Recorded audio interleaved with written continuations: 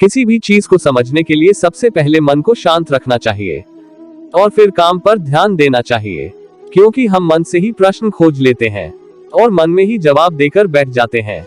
भगवान कृष्ण ने मन को शांत रखने के लिए दो चीजें बताए हैं। भगवद गीता में भगवान श्री कृष्ण कहते हैं, मन का बेचैन होना उसका स्वभाव है। हमारे मन को लगता है कि अगर वह अलग अलग बातों के बारे में सोचता रहेगा तो हमें आने वाली हर मुश्किल और मुसीबत से बचा लेगा, पर ऐसा होता नहीं है। हम अपने जीवन का काफी अधिक समय सोच विचार करके परेशान होने में निकाल देते हैं। भगवान श्री कृष्ण कहते हैं कि मन का यह स्वभाव बदलना मुश्किल जरूर है, असंभव नहीं।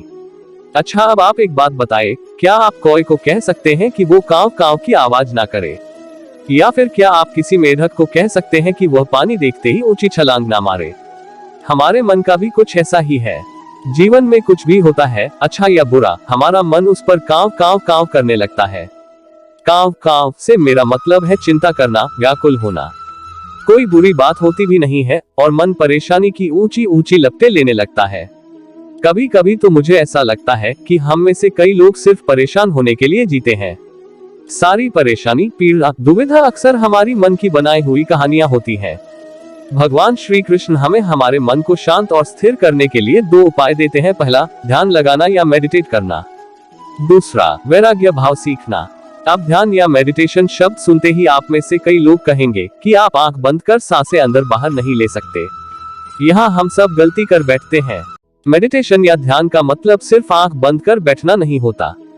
मेडिटेशन का मतलब होता है अपना पूरा ध्यान किसी चीज पर लगाना और उसे हटने नहीं देना।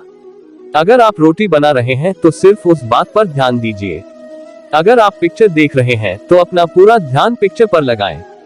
यह मत सोचिए कि पिक्चर देखकर आप अपना कितना वक्त बर्बाद कर रहे हैं। जब आप जीवन के हर छोटे बड़े काम को पूरे ध्यान से करते हैं तो आपका जीवन ही एक मेडिटेशन बन जाता है। ऐसे जीवन में शांति, स्थिरता, साहस और सफलता का होना अनिवार्य है। वैराग्य भाव दूसरा उपाय। वैराग्य का अर्थ यह नहीं कि आप सब कुछ छोड़कर जंगल में जाकर बैठ जाएं। वैराग्य का सच्चा अर्थ है कि आप जो काम कर रहे हैं उसका क्या नतीजा या रिजल्ट निकलेगा, उसकी चिंता ना करें। जैसे अगर आपने कोई इंटरव्यू दिया, आप यह कर सकते हैं कि पूरे मन से तैयारी करें और अपना बेस्ट देकर आ जाएं। वह नौकरी मिलना या ना मिलना आपके हाथ में नहीं है। इस नतीजे के पीछे अलग अलग चीजें हैं जो आपके बिल्कुल कंट्रोल में नहीं। तो जिस चीज के बारे में आप कुछ कर नहीं सकते, उसके बारे में चिंता भी ना करें। यही वैराग्य का सच्चा मतलब होता है और यही है भगवान श्री कृष्ण का दूसरा उपाय, मन को चिंता की लपटों से बचाने का। याद रखिए, आप पूरे के पूरे इंसान हैं। समझदारी, संयम और कुशलता से भरे इंसान।